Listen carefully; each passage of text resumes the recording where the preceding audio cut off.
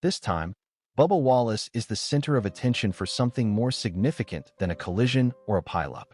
Cameras captured Bubba Wallace and Christopher Bell engaging in a heated, impassioned exchange on Pittsburgh Road during the NASCAR Cup race at Watkins Glen. Fans began posing the same query almost immediately. What was Bubba so upset about? Due to the fact that this was not a victory lane debate. This wasn't a race between two drivers. Even though Bell finished 21st and Bubba finished 29th, their post-race conversation managed to become one of the most talked about topics following the race.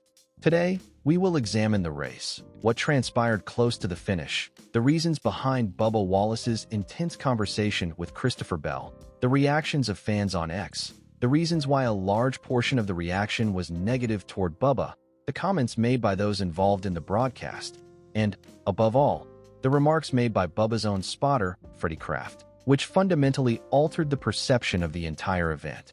Because Bubba initially appeared to be upset with Bell. Ultimately, though, the tale was more complicated than that. Let's begin with the actual race. Shane Van Gisbergen destroyed Watkins Glen, and to be honest, it served as another reminder that SVG is now in a different world when NASCAR switches to road course racing. Even after a late green flag pit cycle put him back in traffic, he started on pole and dominated a significant amount of the race. He moved forward as if he still had control of the race.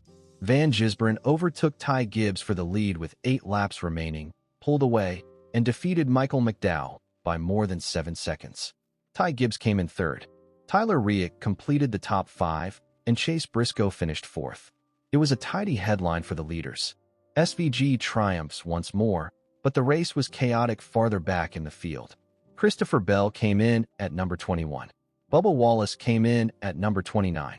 Both Toyota drivers had bad days, and Bubba's race particularly faltered in the latter stages.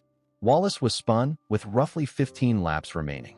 However, John Hunter Nemechek, not Christopher Bell, was responsible for that occurrence. This is significant since the initial online response attempted to link Bell to Bubba's annoyance. However, Bell was not the source of the spin itself. Later, Bubba was called to the pit road with about 8 laps remaining. And that's when the chaos began. Wallace was attempting to reach pit entry, but Christopher Bell had a run approaching turn 6, according to the timeline that was released later. According to reports, Bell's staff informed him that the number 23 was pitting, but Bell had already joined Wallace by the time the information arrived. Bell was on the inside. Bubba had to slow down and allow cars to pass in order to make pit road, and the two remained side by side during the corner sequence. That kind of thing might not appear significant on the final results sheet, but it might feel enormous inside the car during the last few laps of a stressful race. Bubba was already out of position. He was already spinning. At the worst possible moment, he was surrounded by traffic while attempting to reach the pit road. That explains why fans believed Bubba might have been upset. Cameras saw Bubba and Bell having what appeared to be a furious conversation following the race. Bubba had powerful body language. Bell seemed to be paying attention and reacting. As soon as the Fox booth saw it, Kevin Harvick said, "I don't think we're good right here." That sentence essentially summed up everyone's thoughts. Because fans immediately think there is animosity when two drivers are facing each other after a race, and one of them is clearly agitated. Additionally, the online response to Bubba Wallace is never quiet. As soon as the video appeared on social media, comments began to pour in. Bubba was instantly blamed by certain supporters. Some made fun of him, some stood up for Bell, and some claimed Bell had no justification for moving over. Some claimed that because Bubba had to pit, he had no right to demand another car to give up its race. To be honest, a lot of the responses were negative. A user posted, "I forgot everyone is supposed to hurt their own lap times just for Bubba." Chris Osborne, another fan, took it a step further and stated, "Christopher Bell has forgotten more about racing than Bubba will ever know. Even though he has had the best equipment for years, his teammates still embarrasses him every week." That remark demonstrates how fast the focus shifted from the incident itself to a more general assault on Bubba's career.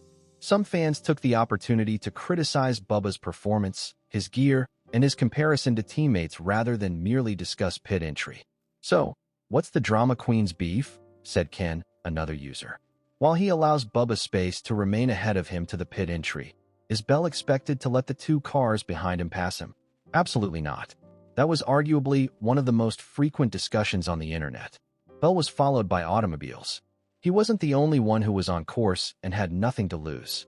He runs the danger of losing time and position if he slows down or gives himself more room. From that perspective, Bell's run was merely a race.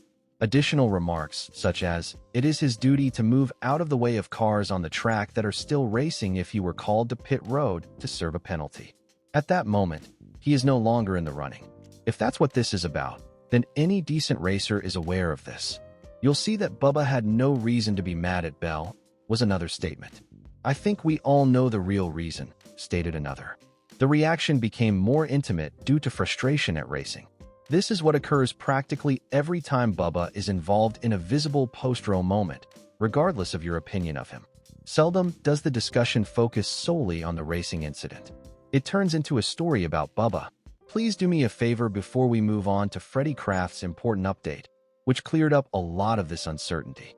Please hit the like button, share the video, and subscribe to NASCAR Central if you find this analysis entertaining.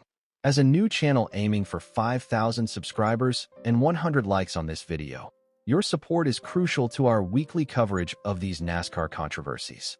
The unfavorable responses continued to come in now. "Who gives a about Bubba other?" wrote an irate admirer.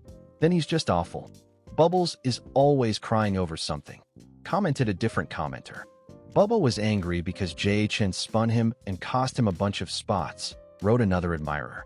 Before this occurrence, Bell had already captured him, and Bubba was stopping all of his runs. The rotation caused damage to Bubba. Bell was slow throughout the entire race, which seems absurd considering that she finished in about 30th place. Because it distinguishes between the two potential sources of annoyance, the comment is significant. It's possible that Bubba was angry since John Hunter Nychek had already spun him. Perhaps the Bell moment only made the conclusion worse. Perhaps Bell's discussion wasn't precisely what people believed it to be. Stephen Tordo then made an effort to dissect it more thoroughly. He said, "Okay, here's what I think Bubba Wallace might have been upset with Christopher Bell over. It was getting close to 8 o'clock. Bell and Todd Gilliland were on Bubba's bumper when he was called to the pit road in the Esse's past turn 1, but Bell got a run to Bubba's right side as they emerged from the carousel.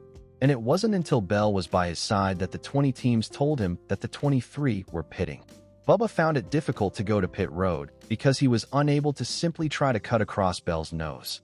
In order to make pit entry, Cody Ware had to slow down and let Bell Gilliland and Riley Herbass pass since he was limping. It's difficult to say for sure because I didn't hear Bubba mention any crossword to Bell over his radio. Additionally, I attempted to look at Todd Gilliland's onboard to see if there were any contact hand signals or anything, but the 34s were out and audio only during the entire race. Because it doesn't pretend to know everything, that type of response is the most beneficial. This is what may have occurred, it says. This is the time. This is the problem with the pit road. However, confusion persists. And because the clip seems dramatic, that uncertainty is the whole point of this story. However, the true cause was not immediately apparent.